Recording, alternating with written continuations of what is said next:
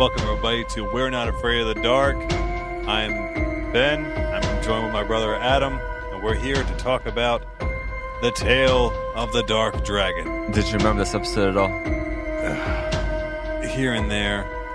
It's funny enough, I used to make characters on like video games called Dark Dragon, but I'm pretty sure this isn't the reason why I did it. I remembered it vaguely. It was definitely wasn't one I recognized by name. But I think, this was one of the ones that we mentioned before where I may have only seen it about 2 to 3 times. It wasn't like one of the ones that I saw dozens of times, as the instance of some of the more popular episodes. The episode starts with Gary coming in and finds the fire going with no one around. Then he hears what I thought was a gunshot at first. He steps on a balloon. How the fuck do you step on a balloon randomly? Maybe it's dark where he is. Are you afraid of the dark? It's a surprise birthday party. But I like how they come in and say, we remembered. We got reminded a dozen times. How is he not expecting that to happen? Well, okay. I might have missed it. Usually the Midnight Society, they tie in what they do to the story. So what does a birthday have to do with the Tale of the Dark Dragon?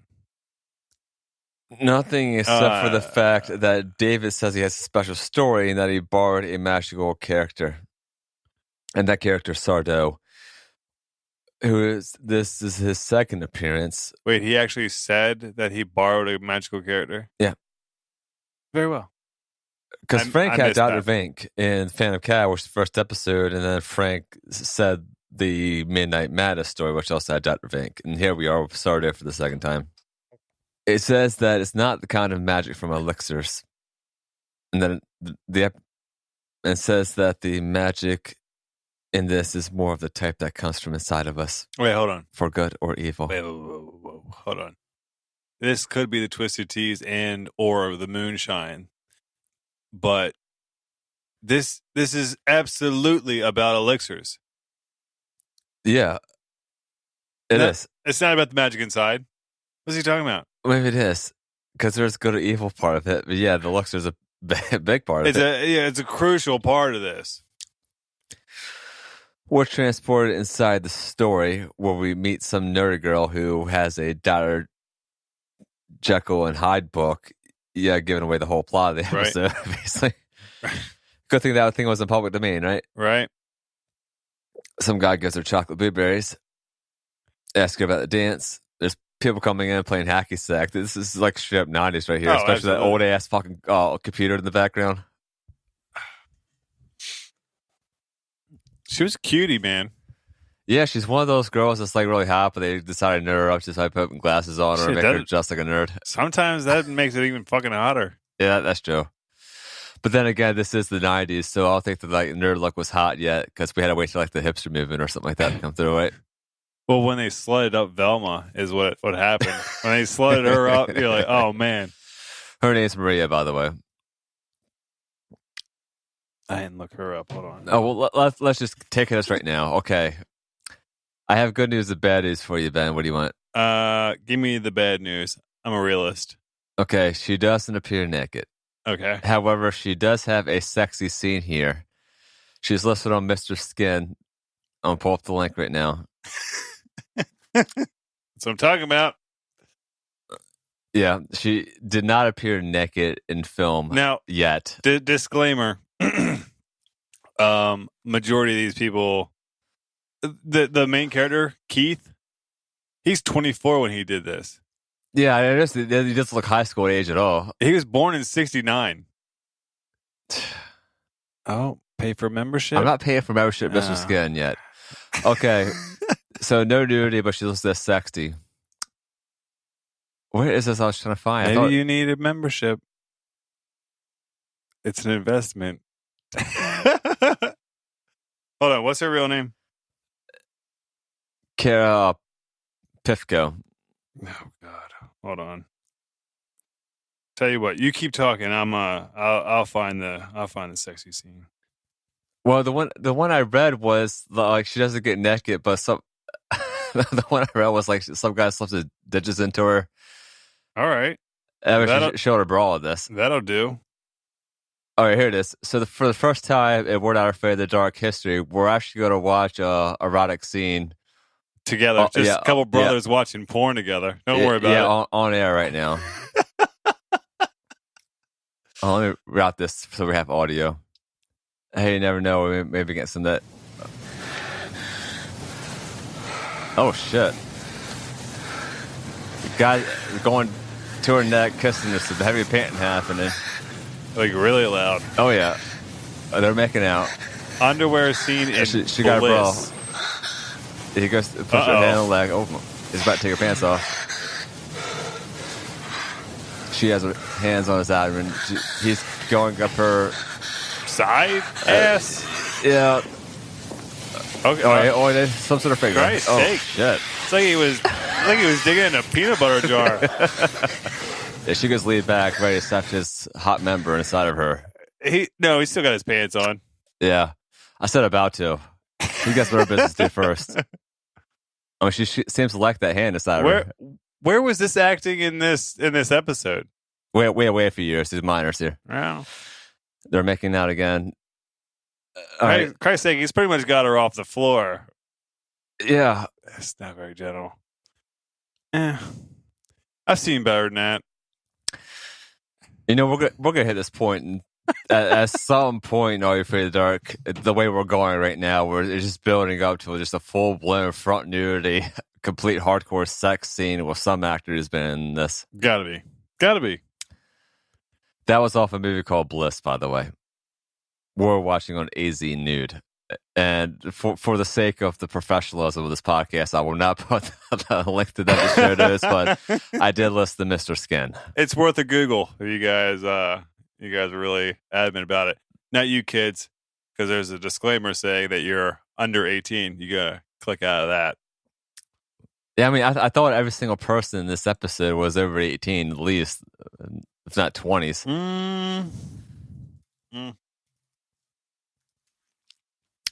Like I said, the main character of the story was 24 at the time. The kid's playing hacky sack. The hacky sack goes over to Keith, and the guy says, "Sorry, that was rude." And then that's when we find out that Keith was in a car accident and is now disabled.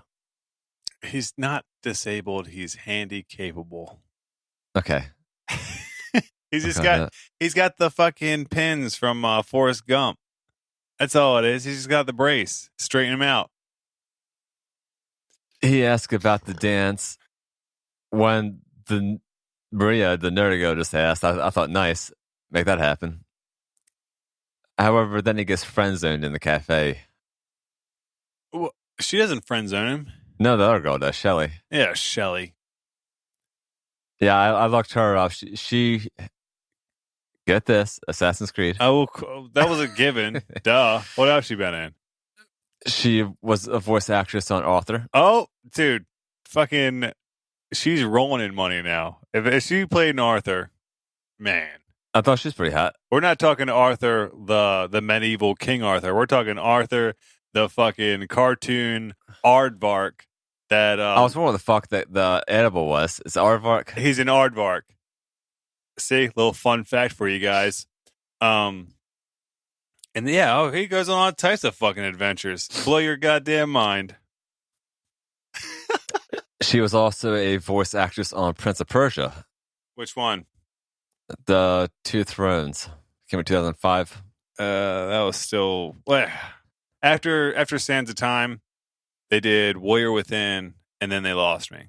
I just played the one on Super Nintendo, and it was hard as shit because you got beat in 2 hours. Still fucking hard as shit to this day. She was voice actress on Splinter Cell as well. See, I only played a few of them. I never really got into it. I was more of a Metal Gear girl myself. In the cafe, Keith sees an ad in the paper for Sardou's Magic Mansion for a potion. A potion? Yeah. Wait, hold on. What about the magic within? That's a potion. Well, I mean, you'll put the potion inside of yourself.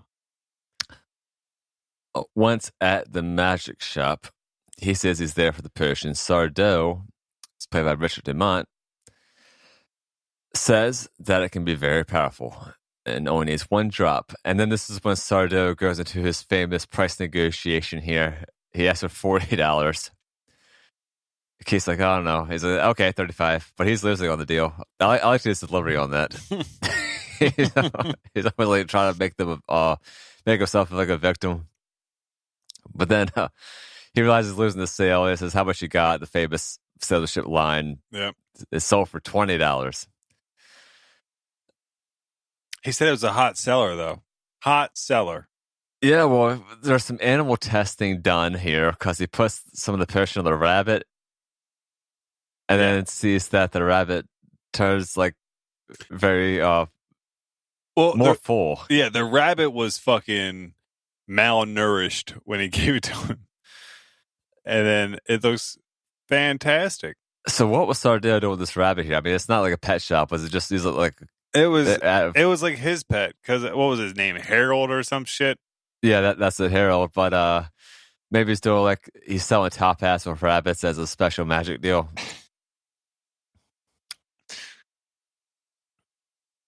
Yeah, but as he's leaving, the fucking cage looks like it catches on fire. All the smoke comes out. Then we see the evil gremlin rabbit. Yeah, that thing was pretty goddamn hideous. But the rabbit that shows up, man, like you feel like you've seen that particular like malformed rabbit in a bunch of different things. So I'm pretty sure that prop has been used in different shit. I was also reminded of Goosebumps, the book Bad Hair Day. I was reminded of like Critters. I haven't seen that one. You know, remember when sidebar? Remember when there used to be at least 3 fucking like rental places in Chrisfield? Yeah, for video. Okay, so there was J&J, there was Video Joe's, and then there was that one that used to be where the Chinese place, and then like Cafe Milano and all that shit is. Yeah, I remember that one. Okay, so me and Mom went there. We went there one day, and I was a huge Gremlins fan, right? Loved it. Gizmo rocked my fucking socks. So we saw Critters 3, right? Critters, not Gremlins. We rented it. Well, that was like R, isn't it? Yeah. Yeah. But I mean, then again, the Gremlins movies were R. They weren't. They were like PG-13. I mean, so, you know. I was actually PG because I didn't have PG-13. It was that in Indiana Jones Temple of Doom that kind of made it so they had to have something in between. I don't know if it was PG. Dude got cut with a fucking saw across his head. Yeah, I miss those days where people were hard.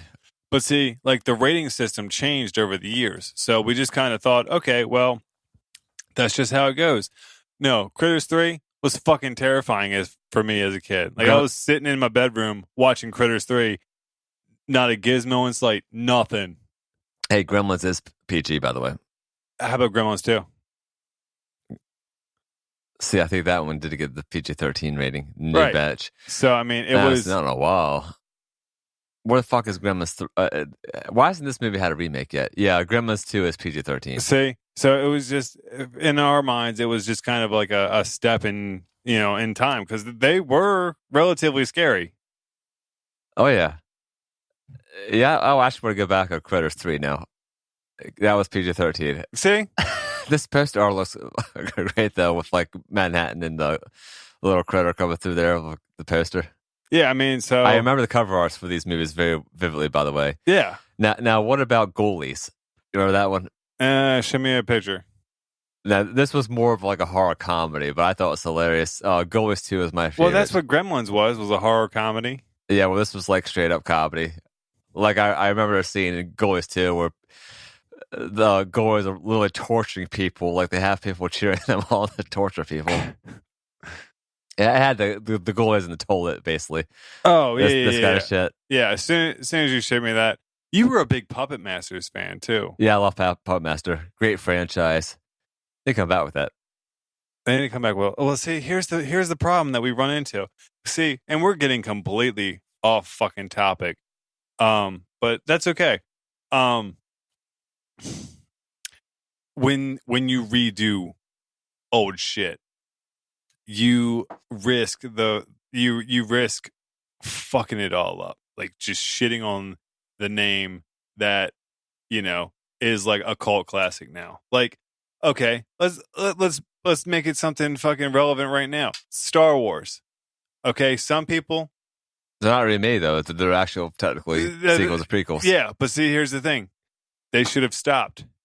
For some people, like when you ask some people, they should have stopped with the original. Then they made the prequels to fill it in. Okay, they were fucking terrible. Now they're going past the originals, and people are getting pissed off because Disney bought them out. Okay, cool, whatever. But Dumb and Dumber, like we're not even on remakes right now. They kept going from Dumb and Dumber, and that one that came out in 2003, what Harris Lloyd, that was stupid. The only scene that made me laugh was actually right at the beginning where he goes to say hi to his dad, and his dad's like cleaning the toilet with his bare hand. And then the other part where it says he's got to catch the bus, but he's already at school because he lived there. The part that made me laugh is when he was writing notes to his dad in ketchup on the gym floor, and then he says, "Oh, by the way, we're running out of," and then he starts writing in mustard. That was pretty funny. But the Dumb and Dumber 2 that came out, we went together. We only laughed maybe 3 times the whole time. Yeah. And one was when they almost get hit by the bus, which would have got a great ending to the movie. Mine was when he was joking about being paralyzed the whole time.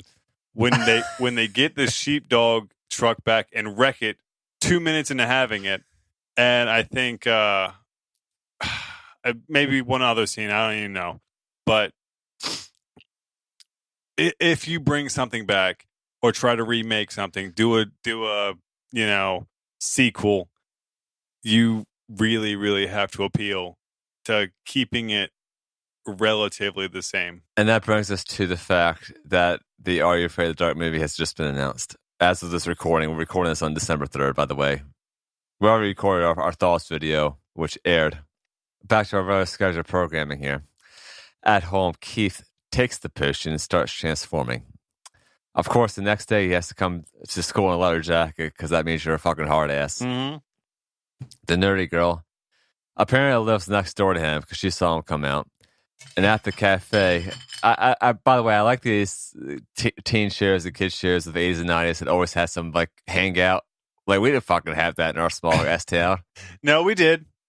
Where? We did, but we were just smart enough. Gordon's? No, we were just smart enough not to waste our fucking gas doing it. The Strip. We had the Strip, and then we had Ward's Crossing. Oh, yeah, back in the day. Because you would park at Ward's Crossing and watch people drive by. I wouldn't do it. I would go to Salisbury instead. I'd go to the movies. I am not driving in a fucking circle for a couple of hours, waste my goddamn gas when I'm bussing tables. This is good small town entertainment, by the way. At the cafe, Keith introduces himself as KC to Shelley. It says he's Keith's cousin. Then we see his pubic hair on his chest as he goes into the house. Back as Keith, his disability is back. Maria questions him. Shelley comes and asks if Casey will be back. Oh, that cafe is called the Charcoal Pit, by the way. Mm-hmm. I didn't like the little chick that he was trying to get in with. Why? 'Cause fucking the nerd's hotter. She seemed a little stuck up. Yeah, he's trying to stick something. By the way, she's in another Mr. Skin. Absolutely. I know. She's on another episode down the road, the Time Trap episode, which is like one of the last seasons. She was also on that show on MTV called Undressed, so that may have been as close as you come to it. Yeah, I remember watching that back in high school. You fucking wolf.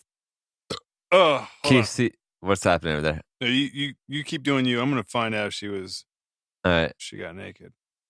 Well, Ben does his academic research, finding out this actress named Eleanor Noble has been nude before. Very well. Keith notices that he has more of deformity on one hand. He throws the elixir in the trash can. Shelley calls him and asks for KC. He does a voice imitation. Then he takes the elixir again to see Shelley. The next day it's getting more hairy. It's kind of like puberty on steroids. Also, this episode was very dark in the lighting.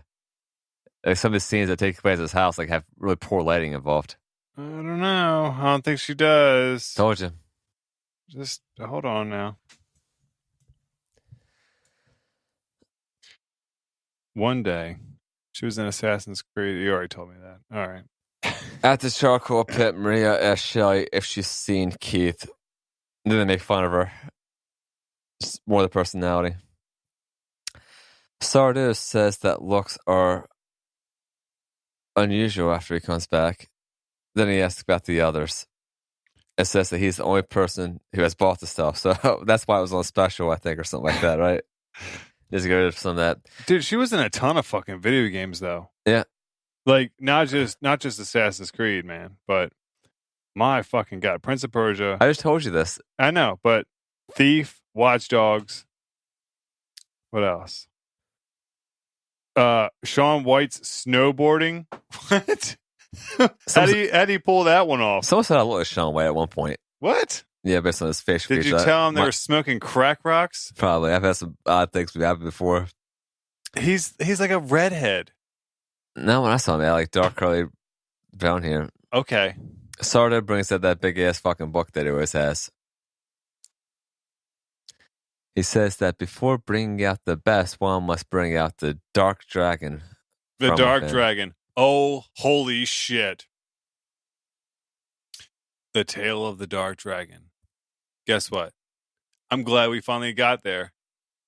There's not a single dark dragon. There's not a dragon in this at all. It's a metaphor. No. If you're going to use it for kids, there better be a motherfucking dragon in it. They say dark dragon twice in this whole fucking episode. It's the... Other than that, there's no fucking point. You should have named it something else. At his house, Maria comes there and sees that he's transformed into a more mystical demon. At school... It's Teen Wolf. Let's just call it what it is. It's fucking Teen Wolf. Yeah, I was getting that vibe a lot. Okay. This. He's getting hairier. I mean, young guy in high school. We've all been there. Don't worry about it. But, okay. I didn't do steroids until I was in the military. He's doing them now. At school, he takes it again and transforms back into KC. And this is the person taking over his body. Yes, Dr. Jekyll and Mr. Hyde. I hated this episode. If I haven't, voiced it, I'm voicing it now. I hated this. They could have done a lot better. I thought we were at your favorite scene here because this is a school dance where he just has like the dress attire ready. And Maria pulls an Emma from Nightly Neighbors by breaking into his damn locker. Yeah, but see, here's the thing. How long was she watching him do that last drop to go to the dance with Blondie? Quite some time. Actually, okay. Well, stalkers. So she saw him do one drop. One drop. Uh-huh. So when she breaks into his locker, she drinks the whole fucking thing. The whole rest of it. Well, it's some nice 90s music at this dance. And then we see Shelley walking this bitch, showing us a pretty intricate cleavage here. That's all he looked down at it. For as much cleavage as you can in at a high school dance, I would guess. I mean, she's pretty stagnant now. But anyway. Based on the age there, I thought she was like 13 when she filmed this episode. No, she had to be older than that. Right. If she's kissing a 24-year-old, think about it now. Shelley doesn't kiss KC during this, does he? Yes, she does. Because outside of her house, when they were watching TV together, and he asked her to dance. He kisses her. Huh. So look out. Someone a lot of people touching other people in Hollywood right now. This might be a case right here. Oh, we're going to wait for it, right? Well, we should probably pitch it to Eleanor like, hey, if you're looking to make some extra cash, why don't you go ahead and hit him up for statutory? We get one of these scenes here that I mentioned previously, which is the admin goes up to the mic to give out an award, and we hear this like feedback on the mic. And I always wonder why the fuck we hear this feedback on a microphone every time someone goes up to talk to it. It's just a trope. Like, I love it. He gives an award out to Gary, and the guy playing the role comes back. He decides, he admits his love basically to Shelley on stage. They clap, and peer pressure goes. She accepts. She doesn't dance with him. All the confidence in the world can't stop a cock block. Or Clam Jam, the female equivalent. Yep. Casey sees Emma, who takes her glasses off. And she says, "Could you ask me to dance?" Like, she just fucking asked him. To ask her? I mean, no, she says, ask me to dance. Well, question mark, though. No, she took control of the situation. Then why should she ask him to dance? Because she ain't going to do that. If he's going to get that vertical smile, he's going to fucking work for it. What are you talking about, vertical smile? Vagina? Yeah. Jesus Christ. Keep up. I'm the one, 4 beers in and some moonshine. You need another beer. That's what you need. I'm talking to most of this and doing the professional narration. Oh, thank you. I'll be over here drinking then instead. He knows she took the potion. And she says something like, now he can fall in love with her. Yes. Then she starts having some pains. Let me tell you. Ashley walked in when that line was being said, and she's like, "Oh well, he's worth it." You know, like, "Oh, this is Fatal Attraction shit." Like, "Yo, yeah, change everything about yourself, and then he can love the fake you." She says she drank the whole bottle. I was thinking now she owes him $20 because he spent some money on this. He asks why. She says, "Because she's always loved him." No, she says, "Because he wanted a beautiful girl." I told you, man. He could have been banging that out by the fucking, nonfiction section the whole damn time, even with a bum leg. She starts get a little woozy though, and starts having some warts on her. So the beauty is kind of wearing off. You know what I was reminded of during this scene? Teen Wolf? No, even better. Only Skin Deep, the Tales from the Crypt episode of Leah Thompson, where she's wanted to have external youth, and she goes to some shop to get something, then she starts turning ugly and old. See, it's a good episode. Tales from the Crypt. That was more your thing. I remember the cartoon. Yeah, Tales from the Crypt Keeper. Yeah, but I don't remember, like, I remember some where, like, he was animated. Not animated, where, like, it was, like, the doll of him. Animatronics. Yeah, but I don't remember very much of it. So, maybe I saw it in passing, but... Well, the good thing with that show is they had, like, real actors, like Hollywood actors and directors working on that show in the early seasons. So it was, like, really legit. Like, Joe Pesci's in it, Christopher Reeves. A few people like that. Right. He says, "Please don't go." But then she comes back, asks what happened, and he... No, hold on, no. A single solitary tear fell off of his cheek and onto her shoulder. When that happened? I don't remember that. That was the cure. That was the whole cure. Yeah, the Dark Dragon came out. Yes, that's how he released the Dark Dragon being a tear. Fought the Dark Dragon with his tears. That means the potion worked. Happy ending, right? Awful. Fucking awful. I would have had him fucking going through DTs in a room by himself and, like, literally hallucinating a dragon. What's a DT? When you're detoxing from drugs. Okay. When you are, like, you're pretty much confined in a room by yourself with nothing, and you shake and sweat and hallucinate all that shit out. That's what DTs is. You're going through withdrawal. Yeah, I don't think they would have put that on a 90s Nickelodeon show. It's better than crying a solitary tear, curing her, and in turn curing yourself. I don't think the episode was as bad. I thought the acting was strong in this episode. It was stronger than fucking Whispering Walls. Oh, absolutely. I just think the story could have been a little more interesting. Yeah. It could be a lot more interesting. Yeah. The chick Maria, uh-huh. She could have shown more interest in the dance, and they wouldn't even have to worry about fucking taking this golden serum shit. Like, hey, tell you what, we go to the dance, I'll put out. The end. I think this episode was made more towards, well, now we have teen romance now, where every teenage girl wants to have a sexy vampire or werewolf make out with them. But back then, we didn't really have that genre, and I have a feeling this was made more towards like the 13, 15-year-olds, especially since the character is a little bit older. We don't have like 10-year-olds in this episode. Yeah, because there's actually romance happening. They're all blooming like little flowers. Now, I thought this ending like has a terrible ending because they say "Happy Birthday, Gary," and then like they abruptly end. Oh yeah, they don't even put the fire out. They just fucking dip out. Also, the shot of this is of Sardo, and the transformation is not like a scary shot at the end. I may know that. It had nothing to do with Gary's birthday. It had Gary's character. That's it.